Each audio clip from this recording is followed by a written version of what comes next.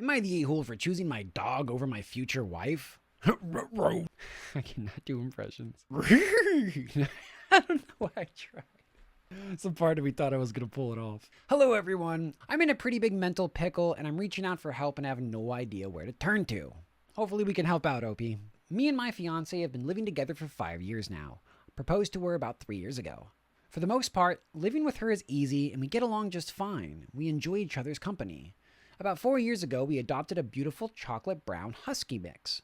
And in the beginning, she absolutely loved her. Playing, training, walking, and taking her to the park regularly. At the time, we had a large apartment, so space wasn't an issue. However, after I lost my job during COVID, we had to move into a much smaller one-bedroom apartment.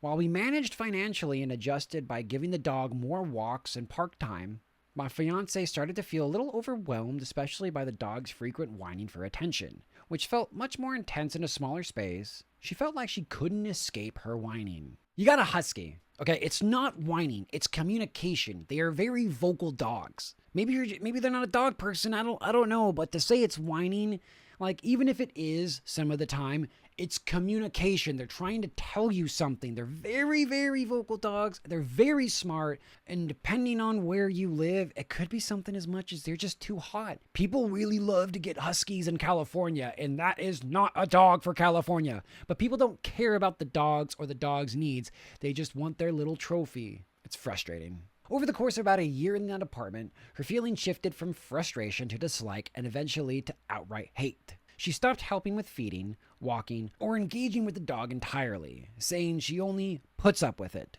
because she knows how much I love her. What? How could you have such a 180? Yeah, it's a small apartment, but you chose the commitment of this dog. If you do... Listen, big dogs don't belong in small apartments, but sometimes you don't have a choice and it's really hard to give away your dog. There is a small reality where like maybe you should have rehomed this dog if you had the option until you guys could have got back on your feet and gotten into a better place. This caused a lot of arguments at first, but eventually I took on full responsibility for the dog. Since then, we've moved to a larger apartment in another state after I secured a well-paying job. And now there's plenty of space for both the dog and my fiance to have separation. Oh, that's separation. That's so sad. I hoped this would change and improve things, but her attitude towards the dog has stayed the same and even gotten worse. That's depressing. Like, now there's really no reason for them to be that way, but they just have this built-up resentment. A dog just wants love, attention, and to be cared for, and to make y'all happy. They don't really want a lot, but I will say that huskies are a lot more to take care of. They require a lot more than the average dog. A recent situation that pushed me to make this post happened when I took a week-long vacation with friends and left my fiance in charge of the dog. How? What? She hates the dog. Why would you do that? That's a crazy decision, bud. When I came back, it was obvious our dog had just been kept in her crate almost constantly, except for eating or going to the bathroom, which made me furious because it felt like outright animal abuse. It is. You can't keep a big dog in a crate. They need to stretch. They need to move. They have all this energy, and you're just forcing them to be sedentary. That is not healthy. When I confronted her, she just repeated that she absolutely hates the dog and she needs to be rehomed. I initially resisted the idea, but when she pointed out that the dog would be happier with a yard, it genuinely got to me, and I agreed to start looking for a new home. I've since found someone willing to take her, but the delays have pushed back the timeline, and every time I tell my fiance the dog will be with us another week, she has an extreme reaction and even threatens to take her to the pound, which leads to a major fight because I'm trying to make sure my dog ends up in a safe, loving home. This takes us to today. She was supposed to start rehoming this weekend, but the person has just been dealing with pretty bad medical issues for the past few days. I haven't told my fiance yet because I already know how it's going to lead to a massive fight. I want to rehome her on my terms, but my fiance is fed up with it, already saying no matter what, she leaves this weekend. It's crazy when people feel so comfortable in a relationship, they could just be evil and think that someone's going to stay with them. This woman has shown such a bad side of her. Big old red flag. Speaking with my friends, they warned me about my fiance saying, if she's doing this to your dog, what if your future kids drive her crazy with their crying and screaming? We've been having more and more frequent fights as of late and just makes me think this time, if she doesn't understand, then I'm just going to have to choose my dog over her. I get where their friends are coming from. I don't really think they should make such leaps and bounds, but in this instance, it's not really leaps and bounds. This is an animal that wants love, attention, and care and is not doing anything like tearing up her purses, tearing up the couch, tearing things up, being a nuisance. This is just a dog wanting attention and love from its owners like it used to get. But one is just completely shut the poor thing out.